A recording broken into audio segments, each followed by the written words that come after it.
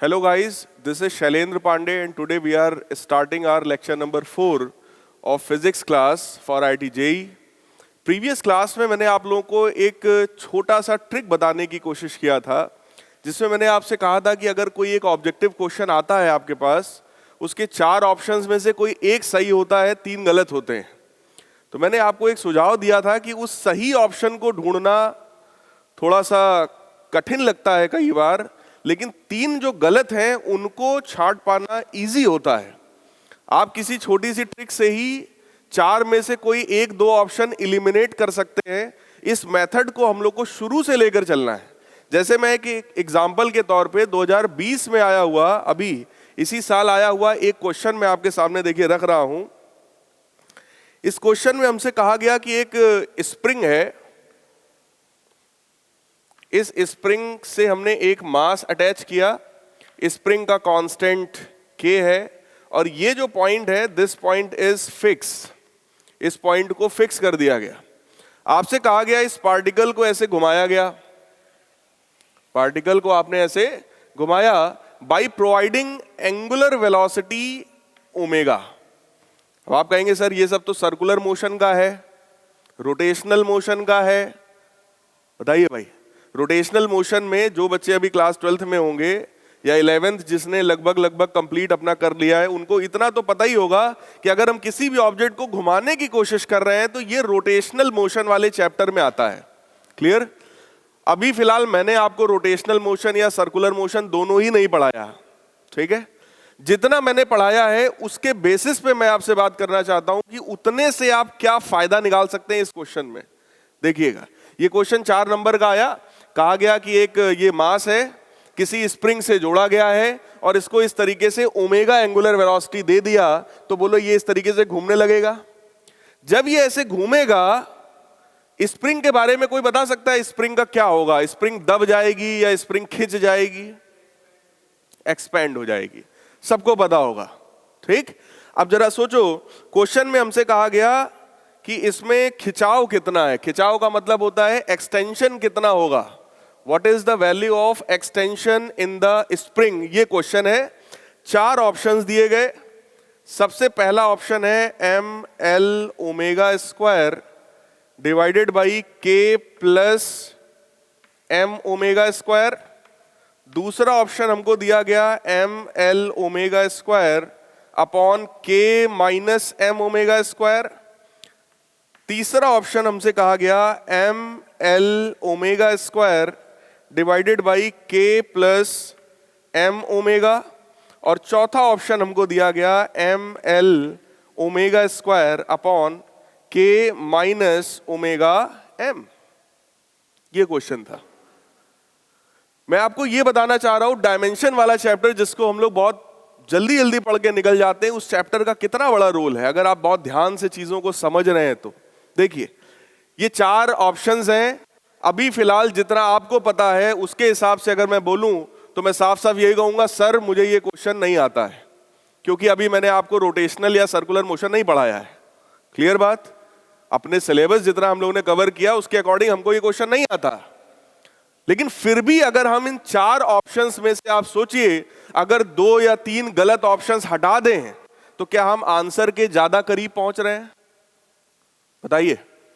तो हमारा एम यही होता है, एलिमिनेशन मेथड को भी हम दिमाग में लेकर के चलते हैं जिस भी क्वेश्चन में अप्लाई हो जाए। और ये 2020 में आया हुआ क्वेश्चन है, इसी साल आया हुआ क्वेश्चन है। अब आप लोग ध्यान से देखिए, ये k क्या होता है? Spring constant. हल्का फुल्का बेसिक नॉलेज तो सबके पास होता है कि अगर स्प्रिंग है तो स्प्रिंग में लगने वाला फोर्स हमेशा माइनस kx के जैसा होता है। मतलब अगर आप स्प्रिंग को खींचोगे तो इस पे जो भी मास जुड़ा है उस पे फोर्स किधर की तरफ लगेगा? अंदर की तरफ। अगर स्प्रिंग खिंचा हुआ है तो स्प्रिंग हमेशा वापस आने की कोशिश करता है, बोलो ये बात सबको पता है। और अगर इसी स्प्रिंग को दबा दिया जाए तो वही स्प्रिंग वापस एक्सटेंड करने की कोशिश करता है। इसका मतलब स्प्रिंग का जो नेचर है, स्प्रिंग में लगने वाला जो फोर्स है, that force is always directly proportional to negative of displacement. भाई इधर खींचोगे तो फोर्स अंदर लगेगा, अंदर दबाओगे तो फोर्स बाहर लगेगा। इसका मतलब ये फोर्स हमेशा डिस्प्लेसमेंट का अपोज करता है। बोलो, तो ये फॉर्मूला आई थिंक सबको पता होगा कि F बराबर माइनस KX होता है। पक्की बात है। दूसरा, फोर्स का कोई ऐसा फॉर्मूला आपको पता है क्या जिसमें m ओमेगा स्क्वायर जैसी कोई चीज आती हो? देखो, ऑप्शंस को देखकर दिमाग में कुछ ना कुछ क्लिक जरूर करना चाहिए, क्योंकि अभी मुझे ईमानदारी से देखें तो ये क्वेश्चन नहीं आता। अभी फिलहाल जो सिलेबस है उसके अकॉर्डिंग मुझे अभी नहीं आता, क्योंकि मैंने अभी इतना पढ़ा ही नहीं है। आप लोगों की तरफ से मैं बोल रहा हूं कि भाई हमने सर्कुलर मोशन पढ़ा नहीं है अगर अभी, तो हम इस क्वेश्चन को नहीं कर सकते। लेकिन बेसिक लेवल पे जो चीजें आपको पता है, क्या कोई भी ऐसा चीज, कोई ऐसी क्वांटिटी आपको पता है जिसमें m ओमेगा स्क्वायर आता हो? बताइए, कोई ऐसा फॉर्मूला, थोड़ा दिमाग पे प्रेशर डालिए, जिसमें m ओमेगा स्क्वायर आता हो बेटा। सेंट्रीपिटल फोर्स के बारे में अगर आप लोगों को बेसिक आइडिया हो तो क्या m r omega square centripetal force का फॉर्मूला होता है? बोलो भाई, सेंट्रीपिटल फोर्स समझते हैं? प्रीवियस क्लास में शायद मैंने आपसे बात किया था कि सेंट्रीपिटल फोर्स की वैल्यू होती है mv स्क्वायर अपॉन r। बात किया था आपसे इसकी, ठीक। एक फॉर्मूला इसका और होता है m r ओमेगा स्क्वायर। बोलो, सही बात है? ये फॉर्मूला सबको याद आ गया? m r ओमेगा स्क्वायर आ गया या नहीं आया? क्लियर है?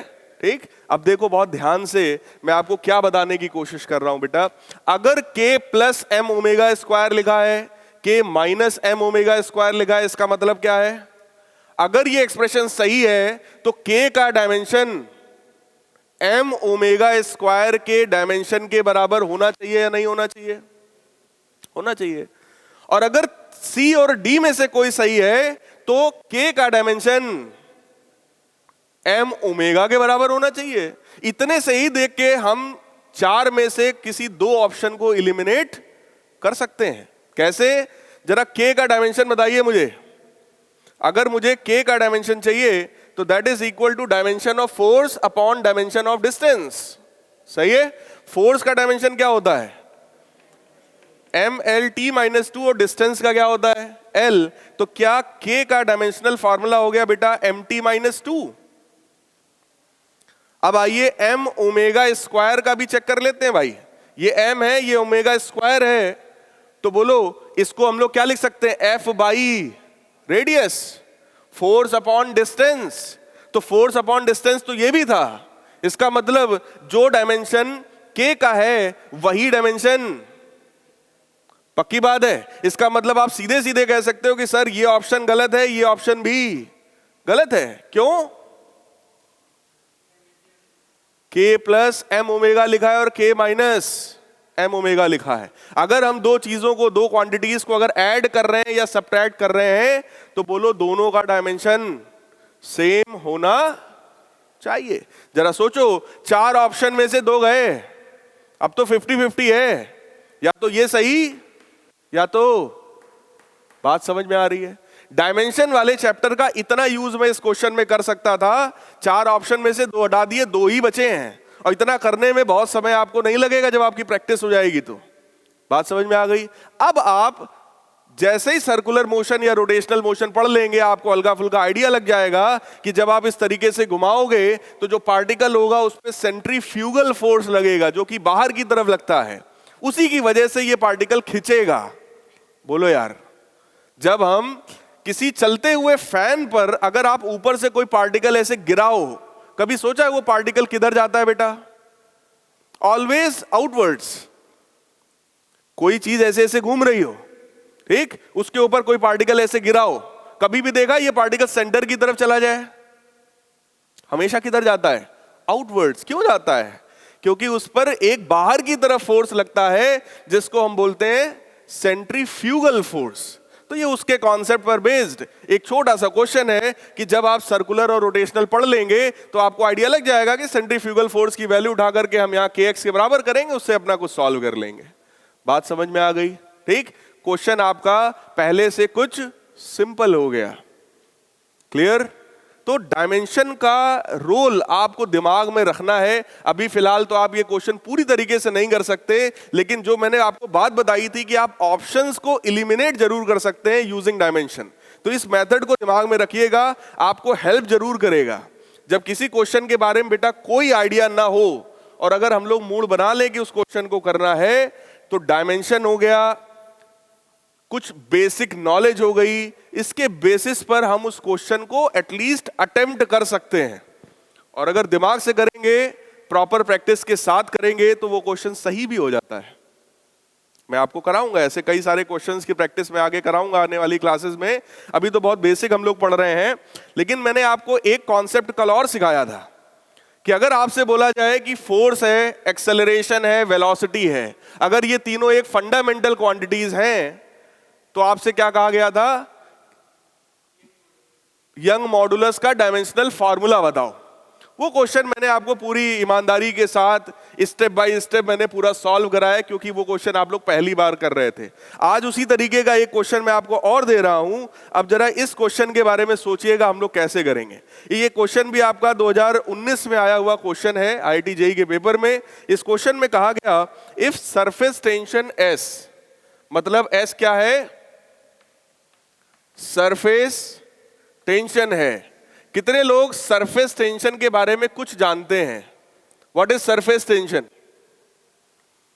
सरफेस टेंशन का मतलब होता है बेटा कि कोई भी जो लिक्विड होता है, लिक्विड की टॉप लेयर में हमेशा टेंशन होता है कि लिक्विड के टॉप लेयर के मॉलिक्यूल्स हमेशा लिक्विड के अंदर जाना चाहते हैं।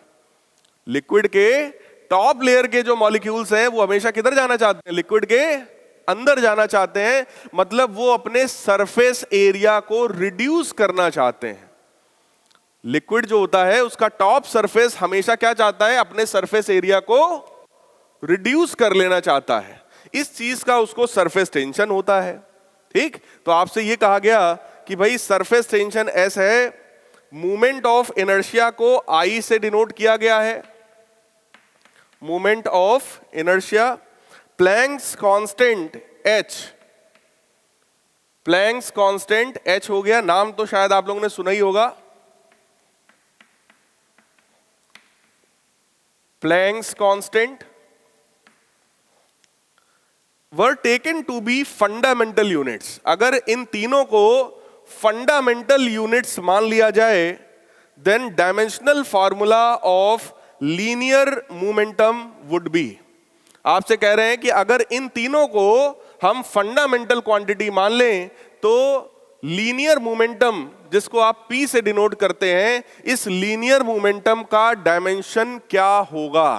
ठीक, अब देखिए 4 ऑप्शंस आपको दिए गए, तो ऑप्शन में इधर ही लिख दे रहा हूं। ये देखिए, पहला ऑप्शन है S की पावर 1/2, I की पावर 1/2, H की पावर -1। बी ऑप्शन है S की पावर 3/2, I की पावर 1/2 और H की पावर 0। थर्ड ऑप्शन है S की पावर 1/2, I की पावर 1/2 और H की पावर 0। चौथा और आखिरी ऑप्शन है S की पावर 1/2, I की पावर 3/2 और H की पावर -1। क्वेश्चन समझ में आ रहा है? बताइए भाई। क्वेश्चन में आपसे कहा गया कि अगर ये तीनों फंडामेंटल क्वांटिटीज हैं, तो लीनियर मोमेंटम का डायमेंशन इनमें से कौन सा होगा? ये हमारा क्वेश्चन है। तो इसका मैंने आप लोग को एक मेथड सिखाया था। मैंने कहा कि भाई आप लिख दो, this linear momentum is directly proportional to surface tension की पावर A, इनर्शिया की पावर B और प्लैंक्स कांस्टेंट की पावर C। करेक्ट है। लीनियर मोमेंटम का डायमेंशन क्या होता है बेटा? लीनियर मोमेंटम का मतलब होता है मास इनटू वेलोसिटी। तो बताइए, ml t-1 that is equal to, proportionality का साइन हटेगा तो एक कांस्टेंट आ जाएगा K। सरफेस टेंशन जो होता है इसका फॉर्मूला होता है F/L। सरफेस टेंशन का फॉर्मूला क्या होता है? फोर्स पर यूनिट लेंथ तो आप लोग सरफेस टेंशन का डायमेंशन बता सकते हैं मुझे? कितना होगा? MLT-2, ये तो फोर्स का होता है, डिवाइडेड बाई L। MT-2 की पावर में क्या चढ़ गया? A। मोमेंट ऑफ इनर्शिया, इसका बेसिक फॉर्मूला किसी को पता है? I बराबर mr स्क्वायर। m होता है मास, r स्क्वायर मतलब डिस्टेंस का स्क्वायर, इसकी पावर में क्या चढ़ गया? b। h जो होता है बेटा ये है प्लैंक्स कांस्टेंट, इसकी वैल्यू होती है 6.6 into 10⁻⁻34 joule second. Joule second, joule किसका यूनिट होता है? एनर्जी का, सेकेंड टाइम का। तो इसका मतलब अगर मुझे डायमेंशनल फार्मूला चाहिए H का, तो मैं भी लिखूंगा पहले एनर्जी का mL2T-2 एनर्जी का जूल सेकेंड, मतलब मल्टीप्लाइड बाई टाइम। तो टाइम का मल्टीप्लाई करोगे तो जो पावर -2 है, क्या ये पावर -1 हो जाएगी? इतने में किसी को कोई भी डाउट हो तो बताइए। करेक्ट है? Now we have 3 equations on comparing both side. आप कहेंगे सर m की पावर a, m की पावर b, m की पावर c, तो m के पावर में बेटा टोटल क्या आ जाएगा? वो किसके बराबर? पक्की बात है? L की पावर में 2b, L की पावर में 2c, इसका मतलब 2b प्लस 2c की वैल्यू कितनी आएगी? 1। t की पावर में -2a, t की पावर में -c, इसकी वैल्यू कितनी आएगी? -1। हमारे पास कितनी इक्वेशंस हैं? 3। अननोन्स कितने हैं? 3, A, B और C।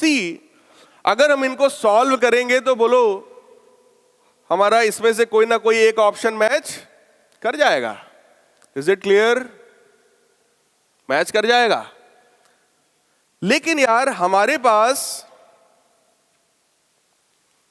पास 4 ऑप्शंस हैं।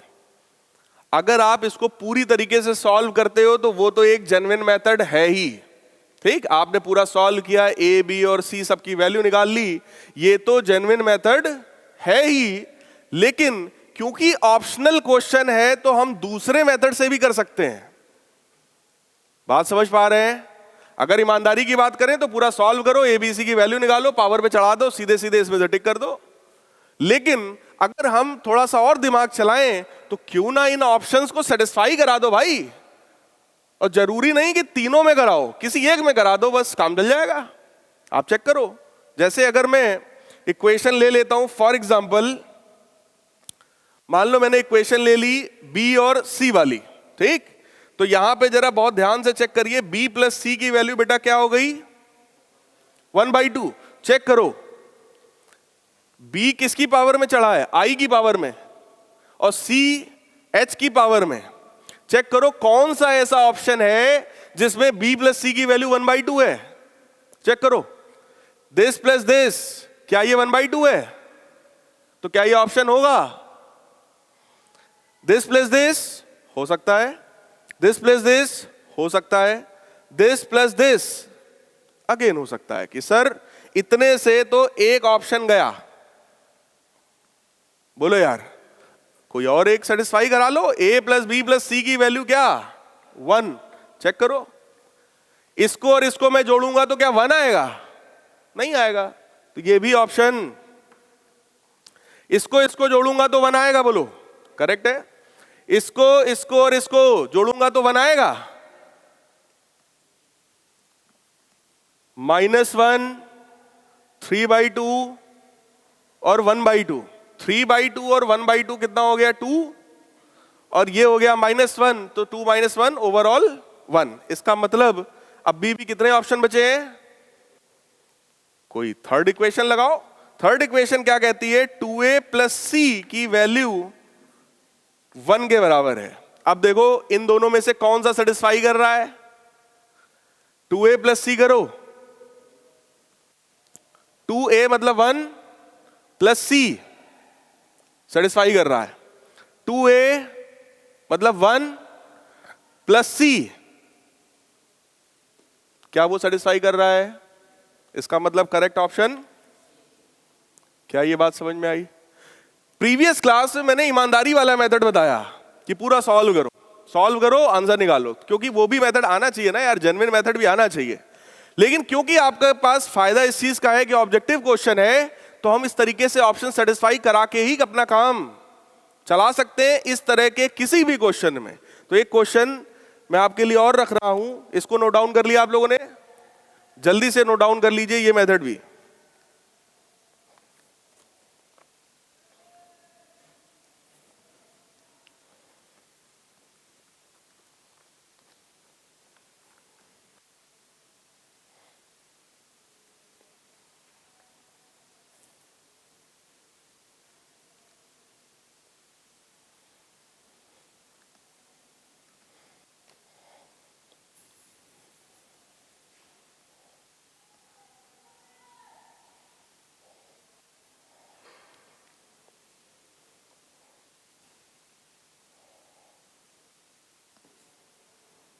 हटा दिया जाए।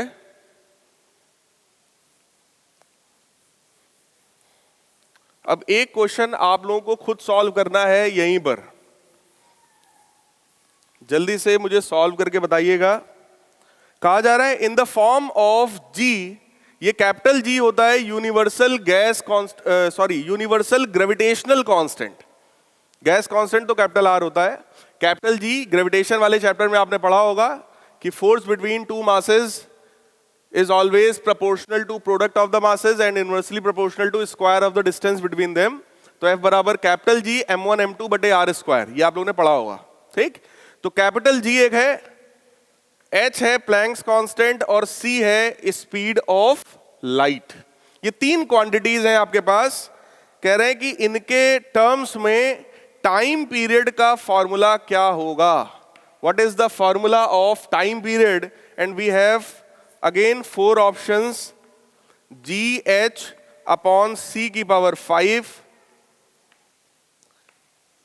H C की power 5 upon capital G, C है under root C cube upon GH, और चौथा ऑप्शन है हमारे पास under root GH upon C cube. Question समझ में आ गया सबको? कह रहे हैं कि ये तीन क्वांटिटीज के टर्म में टाइम पीरियड को रिप्रेजेंट करो। तो बिल्कुल उसी तरीके से डायमेंशनल फार्मूला बनाइए, इक्वेशन बना लीजिए और बस इक्वेशन को सेटिस्फाई कराइए और जल्दी से मुझे आंसर बताइए कौन सा आंसर करेक्ट है। कैपिटल जी का डायमेंशन निकाल पाएंगे? इसके लिए हमारे पास फॉर्मूला है F is equal to G m1 m2 upon r square. तो G का डायमेंशन वही होगा जो FR square upon m1 m2 का होगा। F जो है वो MLT माइनस 2, R स्क्वायर मतलब L स्क्वायर बटे m1 m2 मतलब m स्क्वायर। तो इसको हम लोग सिंप्लीफाई कर लेंगे, m minus 1 L3 T minus 2, ये हो गया G का डायमेंशन। H का निकालिए, अभी मैंने निकाला था, और C का स्पीड वाला ही हो जाएगा। जल्दी से बताइए इनमें से कौन सा ऑप्शन मैच कर रहा है?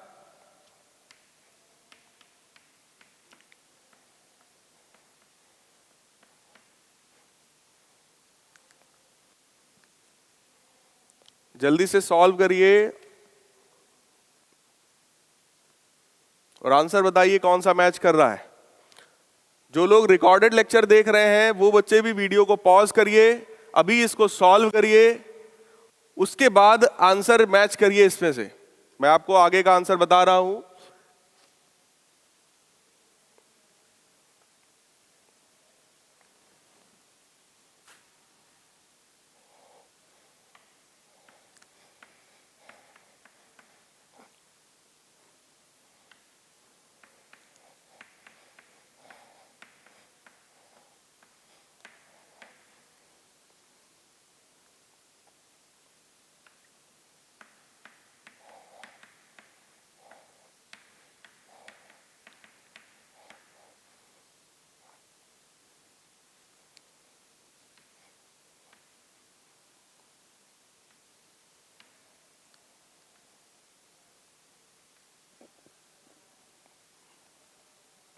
बताइए जल्दी से। इस तरह से आपने इक्वेशन बनाई होगी,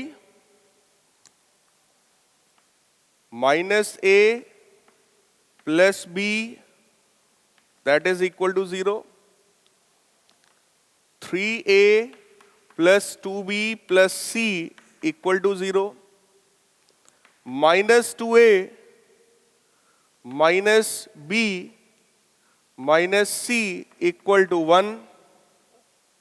ये 3 इक्वेशन है। जल्दी से इन तीनों को सेटिस्फाई कराइए। ऑप्शंस में से चेक करके बताओ कौन सा ऑप्शन मैच कर रहा है। g की पावर में a है, तो इन ऑप्शन में देखो, अगर मैं पहले ऑप्शन से चेक कराना शुरू करूं तो g की पावर में क्या है, 1/2। Very good. इन्होंने देखिए सेटिस्फाई कराया और इन्होंने कहा सर a ही करेक्ट है। पहला ही ऑप्शन इन्होंने चेक कराया और वो सेटिस्फाई कर गया तीनों इक्वेशन में। इसका मतलब करेक्ट आंसर कौन सा है, ए वाला। क्या आप लोग सभी लोग सॉल्व कर पाएंगे? किसी को कोई डाउट इसमें? ठीक, चलिए हम लोग आगे बढ़ते हैं। तो इस तरीके से अगर आपको कोई भी ऐसा रिलेशन दे दिया जाए कि ये quantity in in in physical quantities पर डिपेंड करती है, उसका रिलेशन निकालिए। तो क्या वो रिलेशन आप लोग निकाल लेंगे सब लोग? ठीक है, तो हम लोग आगे बढ़ते हैं। अगला टॉपिक जो इस चैप्टर में आपके लिए है दैट इज एरर। सबसे पहले हम लोगों ने ये पढ़ा कि भाई किसी भी क्वांटिटी को अगर हमें मेजर करना है तो हम किस टर्म में मेजर करेंगे। तो हमको ये पता चला कि भाई यूनिट्स के बारे में थोड़ा सा आइडिया होना जरूरी है। तो हम लोगों ने सबसे पहले बेटा यूनिट्स के बारे में पढ़ा, ठीक, कि मेजर किसके टर्म्स में करेंगे, मीटर में करेंगे, सेंटीमीटर में करेंगे या किलोमीटर में करेंगे। ठीक, अब हम ये पढ़ने चल रहे हैं कि अगर हम किसी भी क्वांटिटी को मेजर करते हैं तो क्या कोई गलती भी हो सकती है। भाई अगर कोई इंसान है, कोई स्टूडेंट है, कोई बच्चा है, अगर वो मान लीजिए आपके सामने ये मेज रखी है, 3 मेज, तीनों मेज एक ही दुकान से आई हैं, एक ही जैसी आइडेंटिकल, बोलो सबको दिखाई पड़ रहा है। अगर आपसे कहा जाए इसकी लेंथ को मेजर करो तीनों की, 3 स्टूडेंट्स अगर मेजर करेंगे स्केल लेकर के, तो हो सकता है कोई कहेगा सर इसकी लेंथ है 1.0 मीटर, कोई कहेगा सर 1.1 मीटर आया, कोई कहेगा सर मेरे में तो 0.9 मीटर ही दिख रहा है। भाई 3 अलग अलग बच्चे हैं तो तीनों अलग अलग डिस्टेंस मेजर कर सकते हैं ना। अब आप कहेंगे सर अगर एक चीज है तो 3 अलग अलग डिस्टेंस कैसे हो सकती हैं? डिस्टेंस तो एक ही होनी चाहिए। बोलो भाई, इसीलिए आपको क्या पढ़ाया जाता है, error. So next topic which we are going to study is error. कि जब हम कोई भी मेजरमेंट करते हैं तो उसमें कितना एरर अलाउड है। अब वैसे तो 1 मीटर का ये मेज है और आप इसका लेंथ लिख दो 4 मीटर, तो क्या वो अलाउड होगा? नहीं। एक चीज होती है गलती और एक चीज होता है पाप। अगर आपसे गलती हुई है तो माफी के काबिल है, लेकिन अगर आप पाप करके आ रहे हो तो वो माफी के काबिल नहीं है। तो फिजिक्स में कितनी गलती अलाउड है वो हमें पढ़ना है इस चैप्टर में। अब बात आई सर गलती, भाई 3 बच्चे हैं, एक की आंख थोड़ी कमजोर है, तो क्या वो उसकी गलती है? अगर किसी की आंख बाई बर्थ कमजोर है तो वो क्या करे, आप बताइए। तो उसको हमें कुछ तो कंपेंसेट करना पड़ेगा ना। इसीलिए अगर आप लोगों ने स्कूल में प्रैक्टिकल किया होगा तो कोई भी प्रैक्टिकल की रीडिंग हमेशा आपसे कम से कम 3 या 5 बार निकलवाई जाती है और फिर उसका एवरेज लिया जाता है कि अगर एक बार आपने ये नाप दिया, एक बार ये नाप दिया, एक बार ये नाप दिया, अगर इन तीनों का एवरेज भी लोगे बेटा तो वो 1 ही आएगा। आप एवरेज लेके देख लो, 1.1 + 1 + 0.9 डिवाइडेड बाई 3। एवरेज ऐसे तो लेते हैं ना, n1 + n2 + n3 बटे 3। जैसे ही एवरेज लोगे वो एवरेज जो होगा आपका वो 1 के इक्वल आ जाएगा, और जो कि लगभग लगभग सही वैल्यू है। इसका मतलब एरर क्या है? एरर होता है the difference between actual value minus measured value. भाई एक्चुअल वैल्यू क्या है माइनस हमने उसको मेजर क्या किया है, इन दोनों का डिफरेंस होता है एरर। क्या ये बात सबको समझ में आ गई? ठीक, हम लोग इस चैप्टर में यही देखेंगे कि कितना एरर अलाउड है, what is the maximum error which is allowed, वो हम लोग इस पूरे चैप्टर में अच्छे से पढ़ते हैं। तो यहां पर दो टर्म बड़े काम के आते हैं। सबसे पहला टर्म है एक्यूरेसी और दूसरा टर्म है प्रिसीजन। तो कोई मुझे बता सकता है एक्यूरेसी और प्रिसीजन में क्या रिलेशन है या क्या डिफरेंस है? दो टर्म्स है हमारे पास, accuracy and other one is precision. Accuracy का मतलब होता है कि मेजर्ड वैल्यू जो आपकी है वो ट्रू वैल्यू के कितना करीब है। मेजर्ड वैल्यू अगर ट्रू वैल्यू के बहुत करीब है तो आप कहेंगे सर इसकी एक्यूरेसी अच्छी है, इसकी एक्यूरेसी सही है। जैसे हमको मेजर करना था 1 मीटर और हमने मेजर कर दिया 1.1 मीटर, तो इसकी अगर आपसे कोई पूछे कि इसकी एक्यूरेसी कितनी है तो आप कहेंगे सर इसमें 0.1 का ही डिफरेंस है, इसलिए ये फिर भी अच्छा है अगर आप कंपेयर करेंगे 1.4 वाले से। भाई किसी ने मान लो 1.4 मेजर किया, किसी ने 1.1 मेजर किया, तो बोलो एक्यूरेसी किसके में ज्यादा है? इसमें। इससे तो यही भला, बोलो यार करेक्ट है। अब बात आई कि प्रिसीजन क्या है। फिर प्रिसीजन का मतलब होता है अगर किसी ने वैल्यू मेजर की है बेटा 1.0 और किसी दूसरे ने उसी चीज की वैल्यू को मेजर किया 1.00, किसी तीसरे ने उसी चीज की वैल्यू को मेजर किया 1.000, इन तीनों में क्या अंतर है? सर सब तो 1 ही है, अंतर क्या है बताओ भाई। अगर 1.0 और ऐसे लिखा है, इन तीनों में क्या डिफरेंस है? डेसिमल के बाद 0 ही 0 तो लगाए मैंने। ये भी 1 है, ये भी 1 है, ये भी 1 है, लेकिन तीनों में प्रिसीजन में अंतर है। तीनों को मेजर करने वाले मेजरिंग इंस्ट्रूमेंट में अंतर है। ये अगर मैंने वैल्यू लिखी है इसका मतलब ये हमने किसी ऐसे स्केल से लिखी है जो डेसिमल के बाद सिर्फ और सिर्फ 1 डिजिट तक की एक्यूरेसी या प्रिसीजन दे पाता है। बात समझ रहे हैं? किसी ऐसे इंस्ट्रूमेंट से आपने नापा है जो डेसिमल के बाद 1 ही डिजिट तक वैल्यू देता है। फॉर एग्जाम्पल आप सबके पास वो स्केल नॉर्मल वाला स्केल होगा 15 सेंटीमीटर वाला, सबने यूज किया होगा। अगर उससे हम आपसे कहें कि यार 1.4 सेंटीमीटर की एक लाइन खींचो तो आप इजीली खींच सकते हैं सब लोग। आपसे कोई कहे 1.5 सेंटीमीटर खींचो तो भी आप इजीली खींच सकते हैं, ठीक। लेकिन अगर मैं आपसे कहूं कि 1.45 सेंटीमीटर खींचो तो अब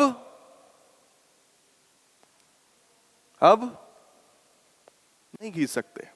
कुछ बच्चे हमारे जुगाड़ू हैं, जुगाड़ चलता है हमारे इंडिया में, तो 1 है, 2 है, इसके बीच में 1.5 होगा, यहीं कहीं पे 1.4 होगा, तो कहेंगे सर ये वाला सही है। भाई जितना हमारे पास इंस्ट्रूमेंट है उसके हिसाब से जो बेस्ट हो सकता है वो हमने कर दिया। बोलो यार, लेकिन क्या ये एग्जैक्टली करेक्ट है? नहीं, उसके लिए वो इंस्ट्रूमेंट हमारा सफिशिएंट नहीं है, इंस्ट्रूमेंट हमें चेंज करना पड़ेगा। तो अगर किसी बच्चे ने लिखा है 1.0, इसका मतलब वो आगे की डिजिट के लिए कंफर्म नहीं है। लेकिन अगर किसी ने लिखा है 1.00 तो वो कंफर्म है कि डेसिमल के बाद का जो दूसरा डिजिट है वो भी क्या होगा? 0 ही होगा। He is confirmed.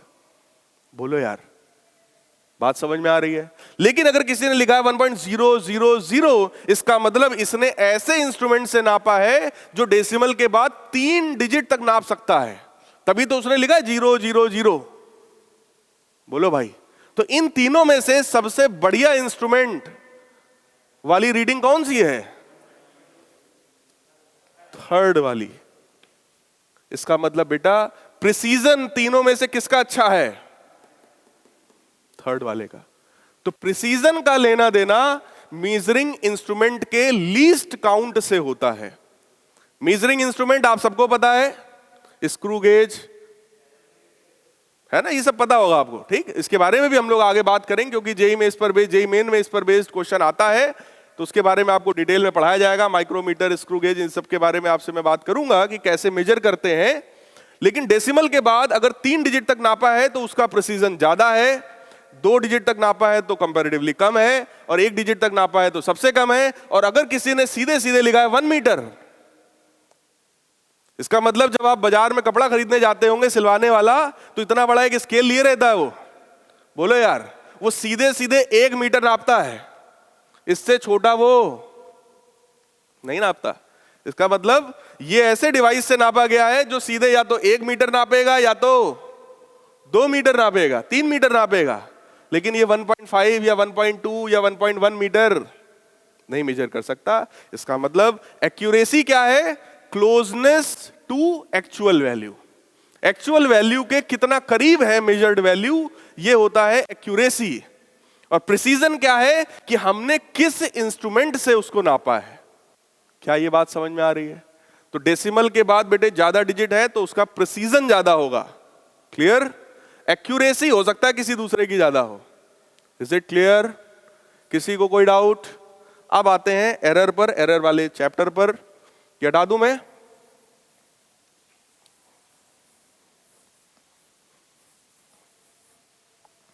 तो एरर में सबसे पहली बात यही है भाई कि व्हाट इज एरर। एरर को हम लोग डेल्टा एक्स से मेजर करते हैं। अगर मान लीजिए हम कोई क्वांटिटी एक्स मेजर कर रहे थे, फॉर एग्जांपल एक्स इसी मेज का लेंथ है, अगर हम मेजर कर रहे हैं तो एक्स में जो एरर होता है that is very simple, true value minus measured value. True value या एक्चुअल वैल्यू एक ही बात है कि इसकी ओरिजिनल लेंथ क्या है माइनस हमने मेजर क्या किया है, उसको हम बोलते हैं एरर, ठीक। दूसरा टर्म बेटा यहां पर आता है फ्रैक्शनल एरर।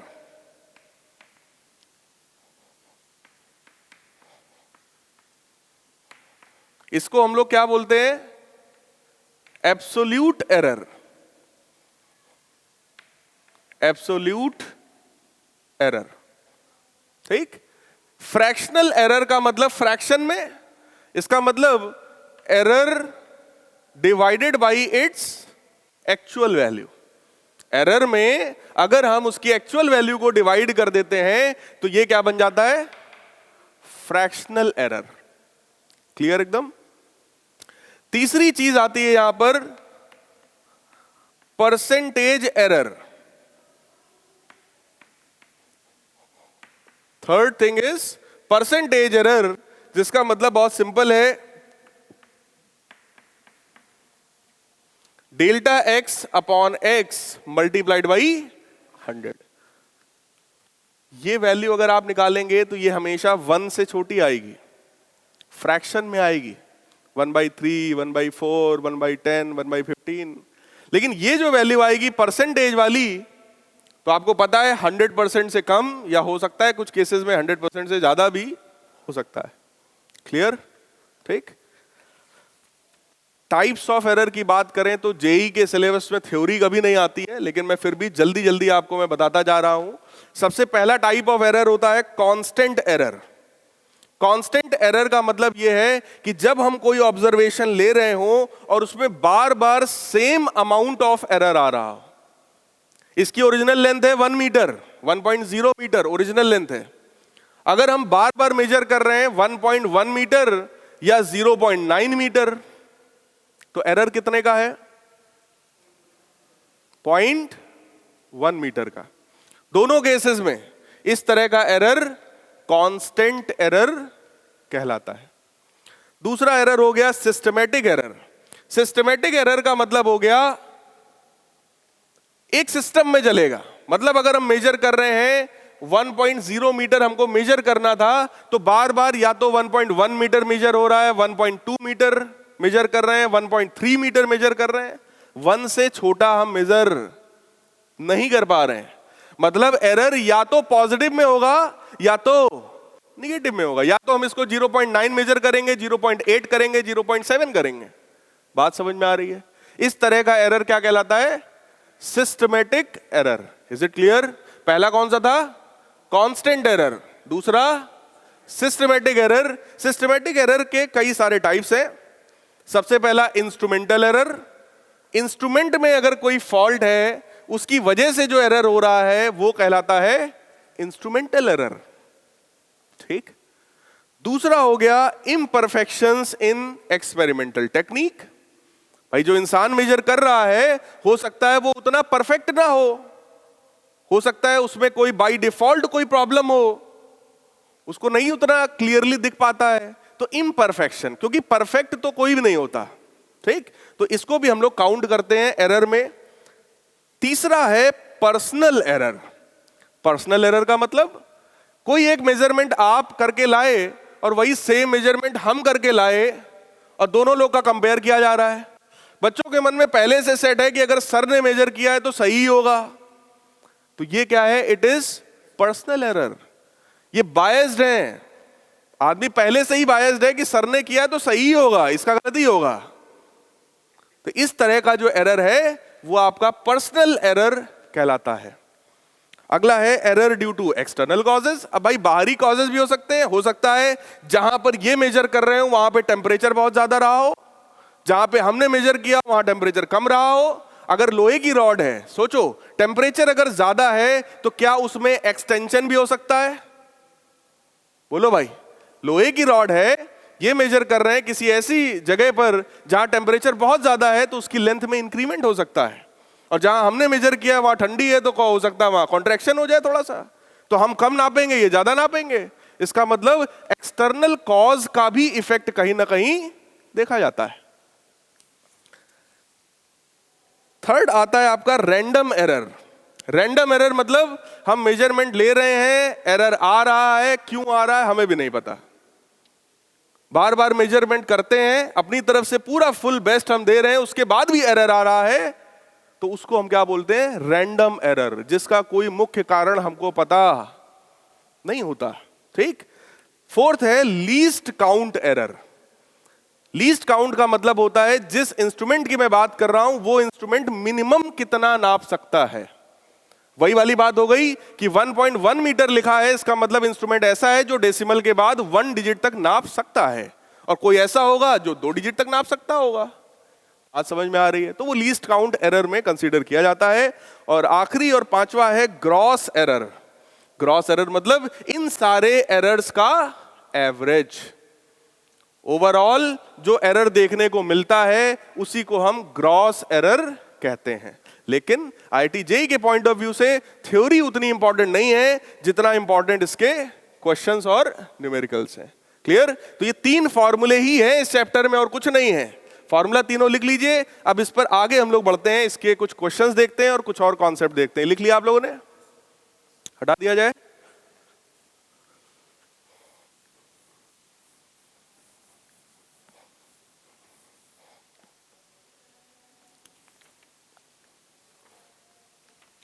इतना जो मैंने आपको पढ़ाया है इतने पर ही बेस्ड देखिए एक क्वेश्चन है यहां पर। The length of a rod, it is first question, length of a rod as measured in experiment was found to be 2.48 meter, 2.46 meter, 2.49 meter, 2.50 meter, 2.48 metre. किसी एक चीज की लेंथ को हमने 5 बार मेजर किया और ये रीडिंग आई है। ठीक है? आपसे कहा जा रहा है फाइंड एवरेज लेंथ। क्वेश्चन लिखिए, फाइंड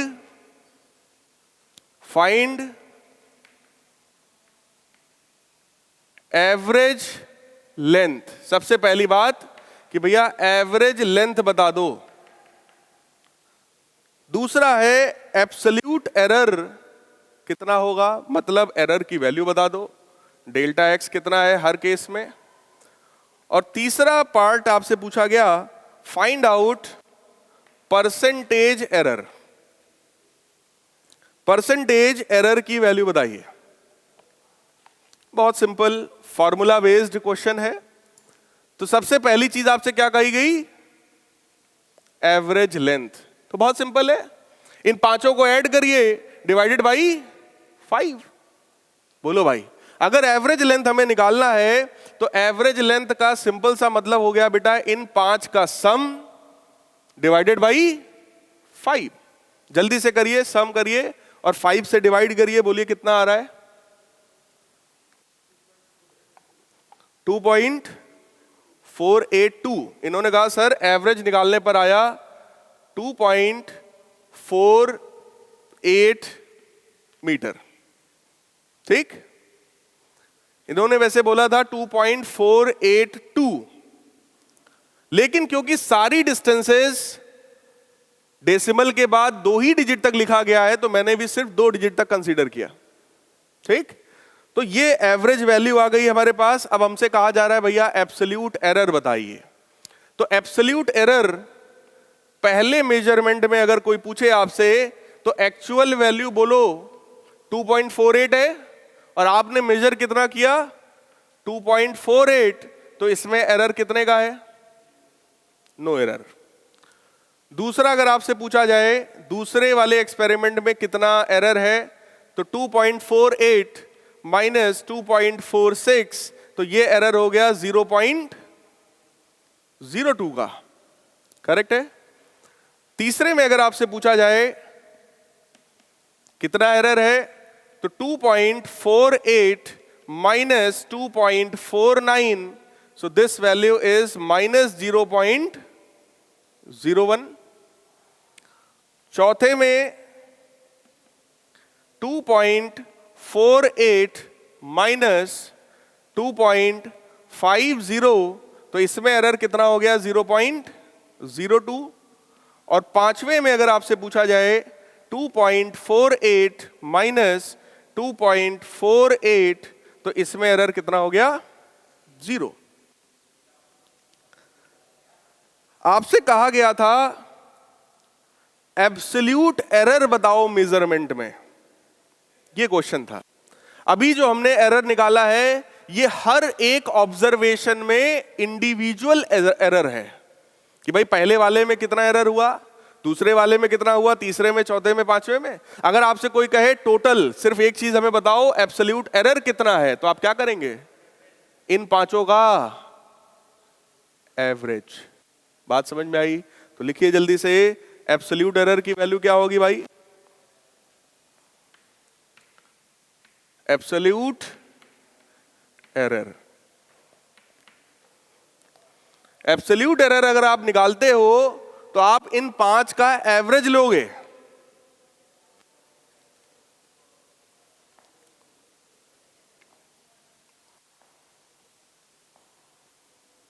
इन 5 का आप एवरेज लोगे। बताओ भाई वैल्यू कितनी आ रही है? क्या बेटा? 0.01 आ रही है। पक्की बात है? एरर ऐड करके बाई 5 किया होगा आपने? हाँ,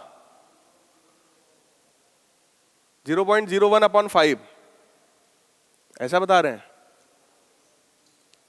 देखिए, अगर आपने this plus this plus this plus this plus this by 5 किया है तो आपने गलत कर दिया। क्यों? कौन दोनों नहीं है? ये दोनों। उससे नहीं मतलब है। मेरे कहने का मतलब है अगर आपने लिखा है 0 प्लस 0.02 प्लस, अब ये तो माइनस है तो आपने लिखा माइनस 0.01, ये भी माइनस है तो आपने लिखा प्लस माइनस 0.02, फिर ये तो 0 ही है तो प्लस 0 अपॉन 5, ऐसा किया होगा आपने। ये वाला और ये वाला कट गया होगा, फिर बचा होगा माइनस 0.01 बाई 5। गलत है। क्यों गलत है? अगर तुमने मेजर करना था 2.48 और आपने मेजर किया 2.49, गलती तो की है ना? बोलो यार। भले ये वैल्यू माइनस में आई हो, लेकिन गलती तो है, एरर तो है। और अगर आप ऐसे लिख रहे हो और दो एरर को कैंसिल कर दे रहे हो, तो क्या ये बात सही है? एक बार हमने, ध्यान से समझना, मेजरमेंट 2.48 आना चाहिए था, हमने एक बार नाप दिया 2.49 और दूसरी बार नाप दिया 2.47, तो क्या गलती खत्म हो गई? हमने दो दो बार गलती की, उसमें भी गलत इसमें भी गलत। बोलो यार, इसका मतलब जब इस तरीके से एवरेज एरर निकालोगे तो एक भी क्वांटिटी इसमें निगेटिव कंसीडर नहीं की जाएगी। अरे गलती तो गलती है ना यार, एरर चाहे ऐसा करो चाहे ऐसा करो, गलती ये भी है, सजा इसकी भी है। इट मींस आप इन सबको सॉल्व करोगे and then you will find out its value, that is 0.01।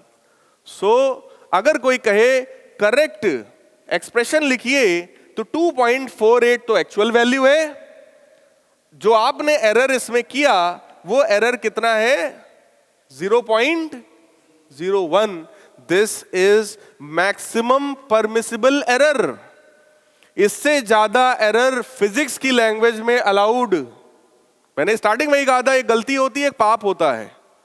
ये वो गलती है जो एक्सेप्टेड है, लेकिन अब नापना है 2.48 और तुम नाप रहे हो 2.9, तो वो पाप है, वो गलती नहीं है, that is not accepted.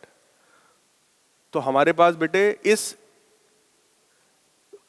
Measurement की एक मिनिमम वैल्यू आ गई, एक मैक्सिमम वैल्यू आ गई। मिनिमम कितनी है? 2.47 और मैक्सिमम कितनी है? 2.49। इसका मतलब अगर आप लोग ध्यान से देख रहे हैं तो एरर सिर्फ और सिर्फ किस डिजिट में अलाउड है? आखिरी डिजिट में। जो स्केल है 2.4 सेंटीमीटर 2.5 सेंटीमीटर, तो अगर गलती अलाउड होगी तो सिर्फ आखिरी डिजिट में गलती अलाउड होगी। अब नापना है 2.4 और तुम नाप दो 3.4, तो ये अलाउड नहीं है। अलाउड सिर्फ और सिर्फ आखिरी डिजिट में होता है। Is it clear to everyone?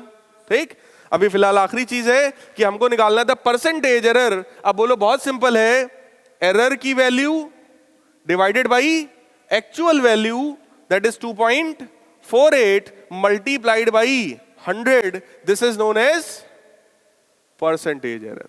तो इसको आप लोग सॉल्व कर लेंगे and you will have the value of percentage error as 0.40%। किसी को कोई डाउट इसमें? क्लियर एकदम? ठीक, नोट डाउन कर लीजिए।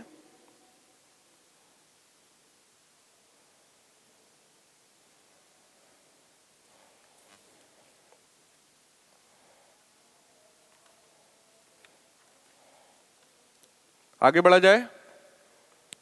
चलिए, ये एरर पर बेस्ड एक सिंपल सा क्वेश्चन था, लेकिन इस क्वेश्चन में भी एक खास बात वहां पर थी, एब्सोल्यूट एरर वाले पॉइंट पर, कि अगर हम मैक्सिमम अलाउड एरर की बात कर रहे हैं तो उसमें एक भी एरर को निगेटिव कंसीडर नहीं किया जाएगा।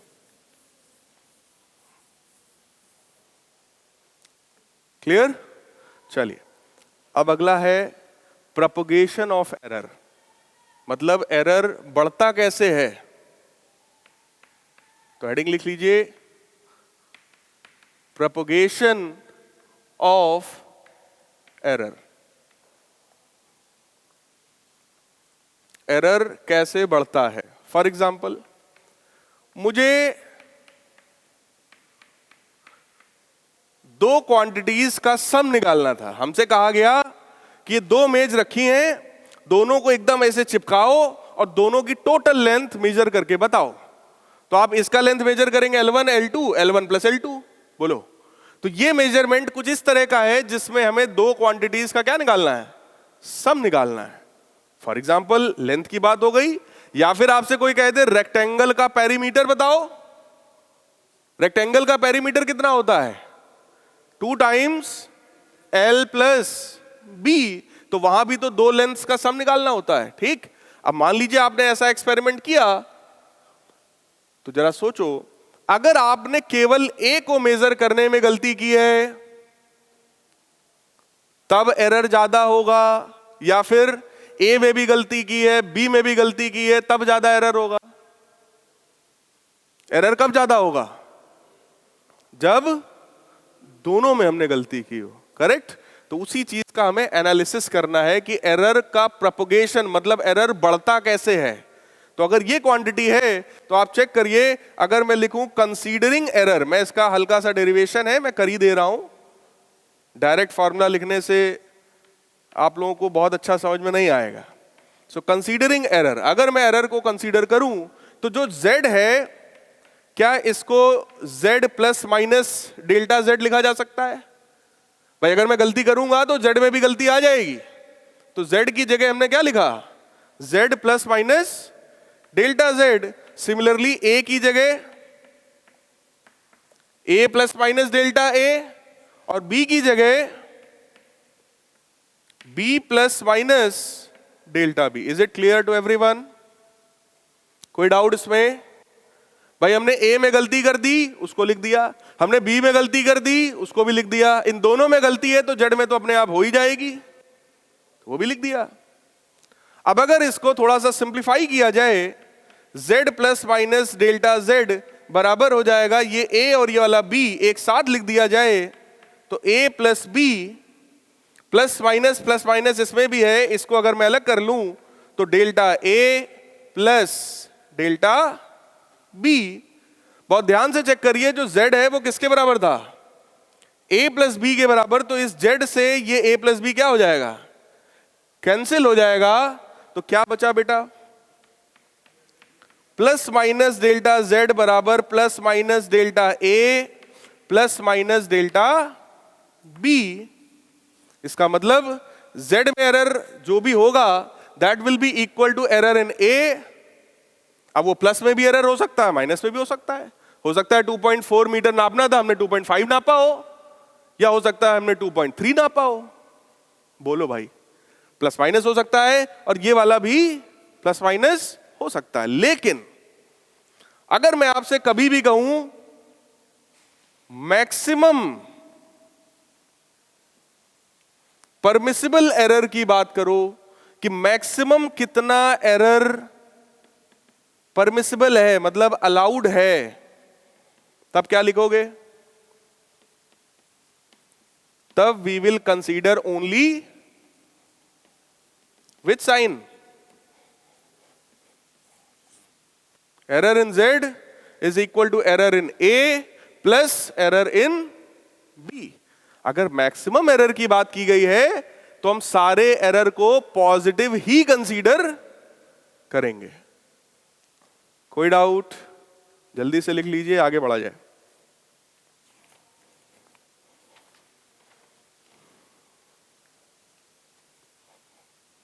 हटा दूं?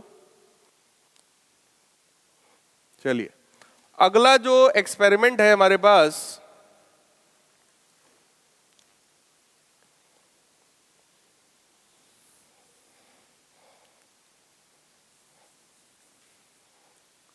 अगला एक्सपेरिमेंट कुछ ऐसा है। यहां पर जो एक्सपेरिमेंट था उसमें हमें दो क्वांटिटीज का सब्ट्रैक्शन मेजर करना था। ठीक, जैसे एक मेज बड़ी होती और एक मेज थोड़ी छोटी होती, मैं कहता इन दोनों मेज की लेंथ का डिफरेंस बताओ, मेजर करके बताओ। तो आप एक का लेंथ मेजर करते, दूसरे का करते और दोनों को सब्ट्रैक्ट करते। क्लियर? इस तरह का एक्सपेरिमेंट आपको दिया गया। ऐसे में अगर बेटा एरर को कंसीडर किया जाएगा तो z plus minus delta z बराबर दिस माइनस बाकी सब सेम रहेगा। बताइए, क्या ये बात समझ में आ रही है? करेक्ट एकदम। अब देखिएगा ध्यान से, z plus minus delta z बराबर a minus b plus minus delta a। ये वाला माइनस अंदर जब जाएगा तो बोलो साइन उल्टा हो जाएगा, जहां प्लस था वहां माइनस और जहां माइनस है वहां ऐसा हो जाएगा। सही है? सो यू विल से कि सर z और a माइनस b तो क्या हो गया? कैंसिल हो गया। So we have statement plus minus delta z बराबर plus minus delta A minus plus delta B. Clear? ऐसा एरर आया। लेकिन फिर से वही बात आई कि हमको तो किसी भी एक्सपेरिमेंट में वो मैक्सिमम परमिसिबल एरर जानने की इच्छा होती है कि अगर हमने ये चीज मेजर की है तो इसमें मैक्सिमम कितना एरर हम कर सकते हैं, इसी में तो इंटरेस्टेड है। बोलो भाई, जैसे आप कोई मेजरमेंट करके लाए, हमने देखते ही कह दिया बेकार है, ये गलत तुमने किया, ले जाओ इसको यहां से। इसका मतलब क्या हुआ? आपके मन में यही तो आएगा कि सर अगर गलत है तो कितना गलत है, आप ये बता दो मैक्सिमम कहां तक हमने इसमें गलती की है, तो उस पर मैं ध्यान दूंगा। बताइए। So we are always interested in maximum permissible error. और अगर आपसे मैक्सिमम एरर की बात की जाएगी तो बताइए कौन सा साइन लिया जाएगा? Always. So we have very simple delta A plus delta B. तो ये वही वाली बात हो गई, मेजरमेंट भले ए प्लस बी हो या ए माइनस बी हो, अगर केवल ए में गलती की है और दूसरे केस में ए और बी दोनों में गलती की है तो एरर बोलो ज्यादा किस में होगा? जिसमें हमने दोनों में गलती की होगी। So this is the value of maximum permissible error, that is error in A plus error in B. जल्दी से लिख लीजिए, आगे बढ़ा जाए। अगला एक्सपेरिमेंट कैसा होना चाहिए भाई? प्लस हो गया, माइनस हो गया, प्रोडक्ट हटा दूं? सबने लिख लिया है? आप लोगों के लिए अच्छी बात यह है कि आपको दोनों मोड में क्लास प्रोवाइड की जा रही है। ऑनलाइन, ऑफलाइन आप यहां पे पढ़ रहे हो, ऑनलाइन इसी समय रिकॉर्ड होकर के शाम तक आपके चैनल पर आ जाता है। तो अगर कभी भी कोई चीज अगर आप भूल जाते हैं कि सर ने क्या बताया था, तो आपको उसको जाकर के आज ही रिवाइज करना है, ठीक? ताकि आपकी प्रिपरेशन में कहीं पर भी कोई कमी किसी भी लेवल पर ना रह जाए। हम लोग अच्छे से अच्छा कंटेंट आपको दे रहे हैं, प्रीवियस ईयर के क्वेश्चन पेपर्स की ही हेल्प से हम लोग आगे सिलेबस बढ़ा रहे हैं। मैक्सिमम आपने देखा होगा जो न्यूमेरिकल्स मैंने कराए हैं वो प्रीवियस ईयर पेपर से कराए हैं, 2019 से 2020 से। इसी तरीके की प्रैक्टिस आपको भी करनी है। मैंने कल देखा था कुछ बच्चे कमेंट कर रहे थे कि सर कहां से प्रिपेयर करें, स्टडी मटेरियल क्या होगा सर? तो फिजिक्स के लिए अगर स्टडी मटेरियल की बात किया जाए तो सबसे अच्छी बुक आपके पास कौन सी है? एच.सी. वर्मा सर की बुक कॉन्सेप्ट्स ऑफ फिजिक्स एकमात्र बुक है जो सबसे ज्यादा फिजिक्स में सक्सेसफुली चल रही है, जिसमें कॉन्सेप्ट्स बहुत अच्छे अच्छे हैं, नो डाउट। लेकिन उस बुक के साथ साथ आपको एक रेफरेंस बुक भी चलानी पड़ेगी। वो रेफरेंस बुक आपकी एनसीईआरटी भी हो सकती है, क्योंकि जेईई मेन में एनसीईआरटी के क्वेश्चंस आ जाते हैं, क्योंकि मेन सिलेबस उसी पर आधारित होता है। तो एनसीईआरटी की बुक जो आपकी है उसको आप बेस बनाइए, और साथ ही साथ अरिहंत पब्लिकेशन की डीसी पांडे सर की बुक आती है। सिर्फ ये बुक्स अगर आपने लगा ली, सबसे पहला काम क्या करना है? एनसीईआरटी थॉरोली पढ़िए, एक एक लाइन एनसीईआरटी की पढ़िए। कोई डाउट आए तो हम लोग हैं, हम लोगों से पूछिए। उसके बाद आपका काम होना चाहिए जो हम लोग पढ़ा रहे हैं उसको अच्छे से पढ़ना। फिर अगर आप आगे और रिवाइज करना चाहते हो तो अरिहंत पब्लिकेशन की जो बुक है उसको आप पढ़िए, and then start practising H C. Verma sir book. HCV जो है उसके बाद आप उसकी एक्सरसाइज करना शुरू करिए। बहुत बेहद अच्छी किताब है, बहुत अच्छे अच्छे क्वेश्चंस हैं, अलग अलग तरह के कॉन्सेप्ट्स हैं, हर क्वेश्चन में कुछ नया है, तो उसकी आप प्रैक्टिस करना वहां से शुरू करिए।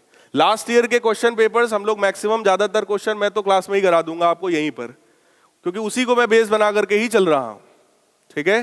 तो इन बुक से अगर आप करते हो तो बहुत है। एसपी सर ने आपको मोटिवेशन के समय एक बात बताई थी, शायद आप लोगों ने दिमाग में रिटेन किया हो या ना किया हो। उन्होंने ये कहा था किसी सब्जेक्ट के लिए 5 किताबों से अगर आप पढ़ रहे हैं तो you are not going to be selected, आप सेलेक्ट नहीं हो पाएंगे। एक ही किताब को 5 बार पढ़ने की आदत डालिए। हम लोग आज भी जब पढ़ाते हैं तो हर साल कुछ ना कुछ नया मिल जाता है। अपने ही पढ़ाने के दौरान कोई ना कोई ऐसा पॉइंट निकल जाता है, कोई ना कोई ऐसी बात निकल आती है जो लगता है अरे ये तो हमने भी नहीं सोचा था, ये भी होता है। तो आप लोग तो पहली दूसरी बार या शायद तीसरी बार, मैक्सिमम दूसरी बार पढ़ रहे होंगे, तो आप एक ही चीज को बार बार पढ़ने की आदत डालिए। फिलहाल अपने टॉपिक पर आते हैं। अगर कोई एक्सपेरिमेंट ऐसा है जैसे रेक्टेंगल का एरिया निकालने की बात कर दी गई, तो आप कहेंगे सर L इंटू बी। इस तरह का अगर एक्सपेरिमेंट है और इसमें भी अगर आपने एरर किया है, तो considering error we can write z plus minus delta z बराबर a plus minus delta a into b plus minus delta b। Correct है? अभी तक क्या होता था, z लिखा था और इधर की तरफ a प्लस बी या a माइनस बी लिखा था, तो वो कैंसिल हो जाता था। लेकिन अभी कुछ भी कैंसिल नहीं हो रहा, तो कुछ और दिमाग लगाइए, इसको मल्टीप्लाई करिए अंदर। जैसे ही मल्टीप्लाई करेंगे ए बी, नेक्स्ट टर्म क्या आएगा, plus minus A delta B, next term क्या आएगा, plus minus B delta A, next term plus minus delta A delta B. Correct है? We can write here z plus minus delta z। बहुत ध्यान से देखिएगा, z की value किसके बराबर थी, ab के बराबर थी, तो क्या इस z से अब ये ab कैंसिल हो जाएगा? ठीक, कैंसिल करते ही कुछ अच्छी चीज मिल जाती थी अभी तक, डेल्टा z बराबर delta a plus minus delta b, ऐसा कुछ करके मिल जाता था। चेक करिए आप पीछे। लेकिन अभी ऐसी कोई चीज नहीं दिख रही जो कुछ स्टैंडर्ड फॉर्म में हो, जिसको हम रट सकें, जिसको हम दिमाग में सेट कर सकें। ऐसा कुछ स्टैंडर्ड नहीं दिख रहा है, इसलिए हम लोग क्या करेंगे, we will divide the whole equation by z। कहेंगे सर फायदा क्या है, आइए देखते हैं। भाई डेल्टा a का मतलब क्या है बेटा, एरर इन a, वो भी कौन सा एरर, अलाउड एरर। किसी भी चीज में जो एरर अलाउड होता है वो सिर्फ और सिर्फ लास्ट डिजिट में अलाउड होता है। ठीक, इसका मतलब इस एरर की वैल्यू बोलो बहुत बहुत छोटी होनी चाहिए। डेल्टा बी जो है वो भी बहुत बहुत छोटा होना चाहिए। और दो छोटी क्वांटिटीज को अगर मल्टीप्लाई कर रहे हो तो जो आएगा वो और ज्यादा छोटा हो जाएगा। जैसे 0.1 मल्टीप्लाइड बाई 0.1 की वैल्यू कितनी आती है, 0.01, और छोटा हो जाता है। क्लियर? इसका मतलब हम अगर ये इतना ही छोटा है तो इस टर्म को क्यों ना हम नेग्लेक्ट कर दें। ये कुछ वैसी बात आई कि अगर आप 2 लाख रुपए का टेलीविजन लेने जा रहे हैं और आपके पास 10 रुपए कम है, तो दुकान वाला ये नहीं कहेगा जाओ 10 रुपए ले आओ फिर आना। वो क्या कहेगा, अरे सर आपके लिए 10 रुपए का डिस्काउंट है। बोलो भाई। लेकिन अगर वही 10 रुपए का डेयरी मिल्क खरीदने जाओ और कह दो 10 रुपए भूल आए हैं, तो दुकान वाला क्या कहता है, भैया रास्ता उधर है, जाओ पहले 10 रुपए ले आओ। क्यों? क्योंकि वहां पर वो 10 रुपए नेग्लिजिबल नहीं है। 10 ही रुपए का चीज है, 10 ही रुपए तुम लाए नहीं तो नहीं मिलेगा। बात समझ में आ रही है? ये क्वांटिटीज बड़ी थी बेटा, इनके कंपैरिजन में ये बहुत छोटा था, इसलिए हमने नेग्लेक्ट किया। कई बार बच्चे गलती क्या करते हैं, कहीं पर लिखा है ये सब लिखा है और मल्टीप्लाई में अगर छोटी चीज है तो हम उसको नेग्लेक्ट नहीं कर सकते। 100 में 0.1 मल्टीप्लाई करो तो 10 बन जाता है। बोलो भाई, उस 0.1 को क्या हम नेग्लेक्ट कर सकते हैं? नहीं कर सकते। उसके अंदर क्षमता है 100 को 10 बनाने की, उसको हम नेग्लेक्ट नहीं कर सकते। लेकिन अगर ऐड या सब्ट्रैक्ट होगा तो हम नेग्लेक्ट कर सकते हैं। तो बहुत जल्दी से लिखता हूं, प्लस माइनस डेल्टा z की वैल्यू हो गई plus minus a delta b plus minus b delta a, divide whole equation by. क्यों कर रहा हूं? क्योंकि कोई अच्छा कोई फॉर्मूला नहीं बन रहा था, कोई स्टैंडर्ड फॉर्मूला नहीं बन रहा था। तो हमने दोनों तरफ बेटा डिवाइड किया z से। z की वैल्यू ab है, तो आप यहां पर भी बोलो ab से डिवाइड करोगे और यहां पर भी ab से डिवाइड करोगे। फायदा क्या हुआ? a से a कैंसिल, b से b कैंसिल। अब जरा चेक करो क्या बना। ये डेल्टा z बटे z क्या है? फ्रैक्शनल एरर इन z बराबर plus minus fractional error in a plus minus fractional error in b। Correct है? फिर से वही बात आ गई कि अब स्टैंडर्ड फॉर्म आया। पहले क्या था, एब्सोल्यूट एरर इन Z बराबर absolute error in A plus absolute error in B था। चेक करिए आप लोग, पहले दोनों केसेस में। लेकिन अभी क्या आया, एब्सोल्यूट नहीं है, क्या आया, फ्रैक्शनल एरर इन Z बराबर fractional error in A plus fractional error in B। Correct है। हम लोग हमेशा इंटरेस्टेड किसमें होते हैं भाई, किसमें होते हैं, we want always maximum allowed error कितना है भाई। तो मैक्सिमम एरर जो होगा, बोलो उसमें ये सब में साइन कौन सा लेंगे हम,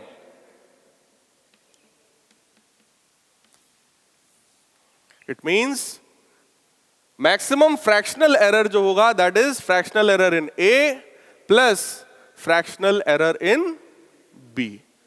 एनी डाउट इन दिस? लिख लिया सबने, नोट डाउन करिए। फिर नेक्स्ट हम लोग बढ़ते हैं डिवीजन की तरफ।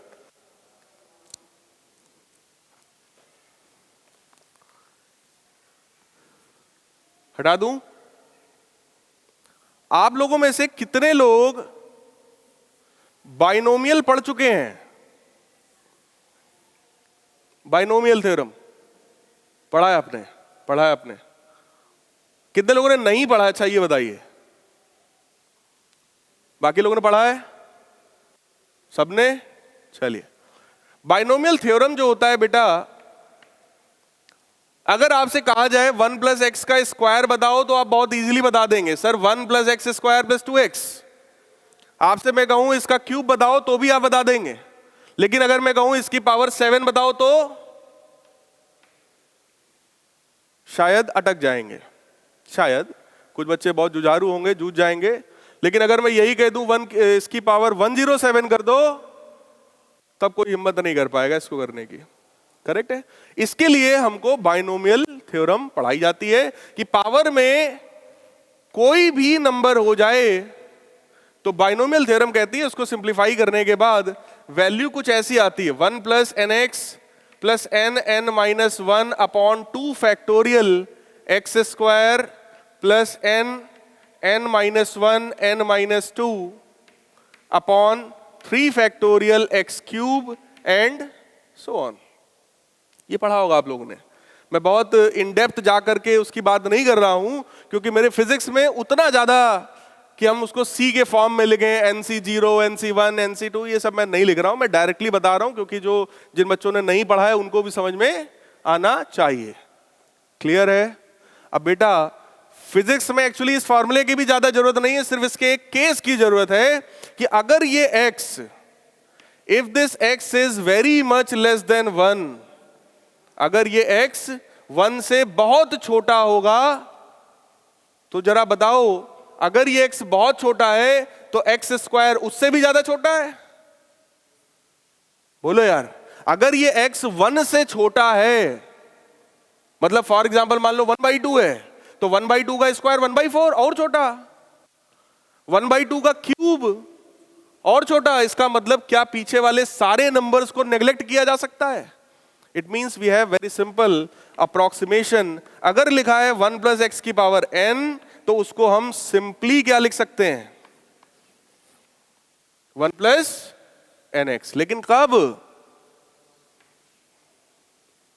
जब x जो है वो 1 से बहुत बहुत बहुत छोटा हो, इस अप्रोक्सीमेशन के साथ। ठीक, इसका भी यूज आएगा, इसलिए मैंने आपको बताया। लिख लिया आपने इसको? बढ़ा जाए आगे, चलिए।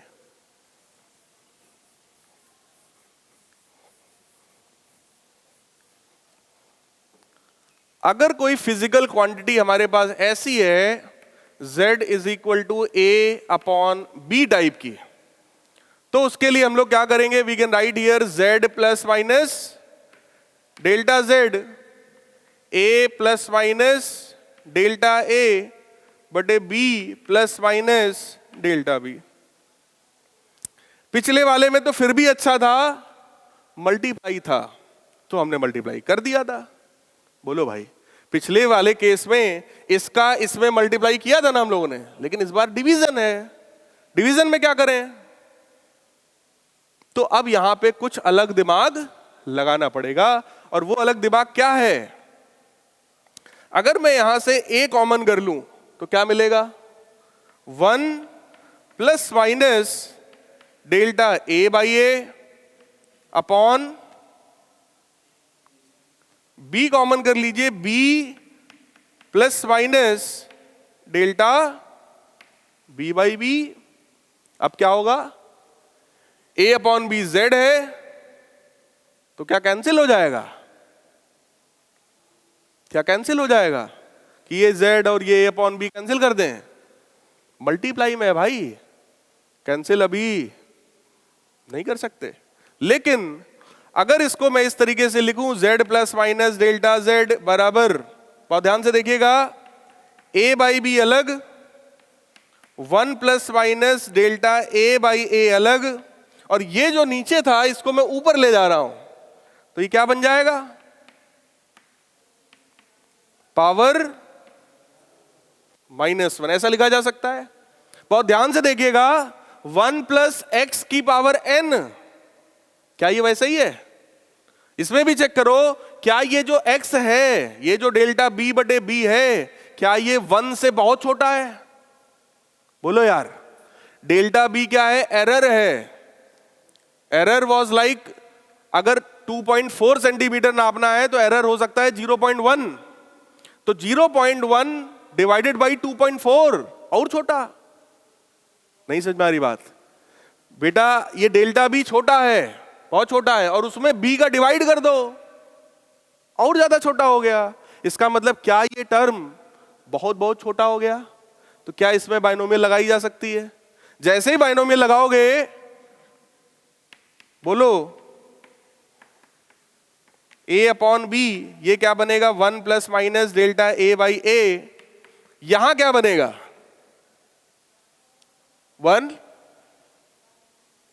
वेरी गुड, 1 माइनस प्लस, बोलो, नहीं समझ में आ रही बात?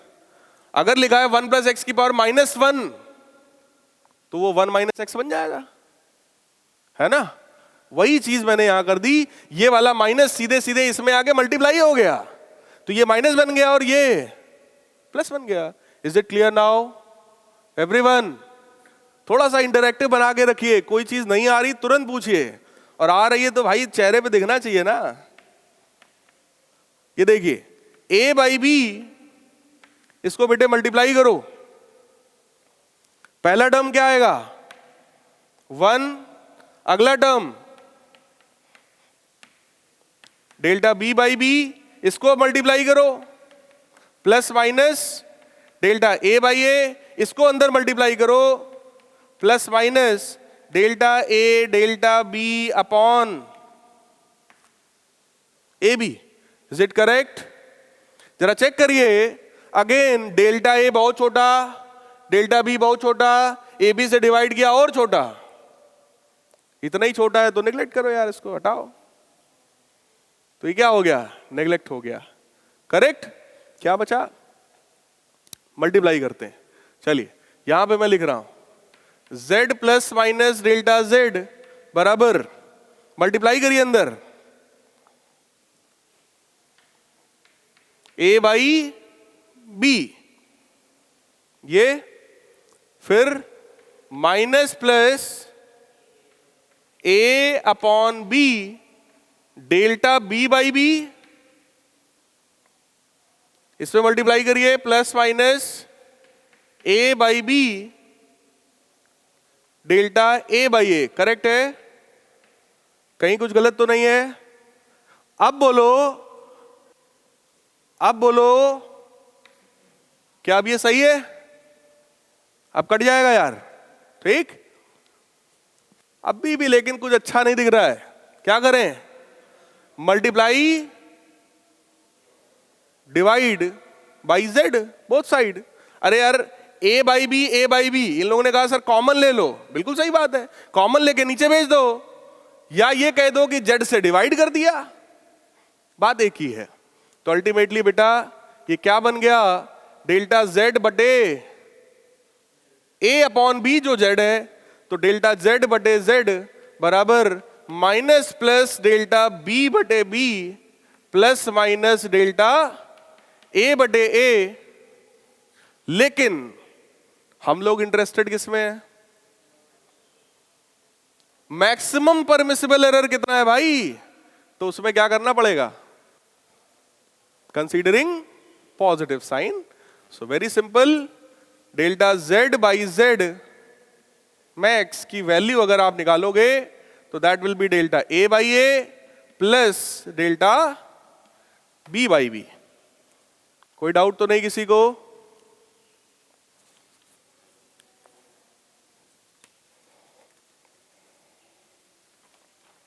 चलिए, ये लिख लिया आप लोगों ने? हटा दूं?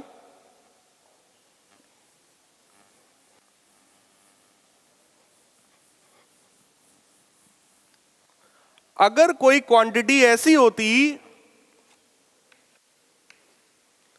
विच was like z is equal to a की पावर n, अगर ऐसी क्वांटिटी होती तो क्या करते? ऐसे में लॉग लिया जाता है, ऐसे में लॉग लिया जाता है। और मैं एक चीज आपको और बताना चाहूंगा, बहुत ध्यान से देखिएगा आप लोग। डिफरेंशिएशन आप लोगों ने पढ़ा है?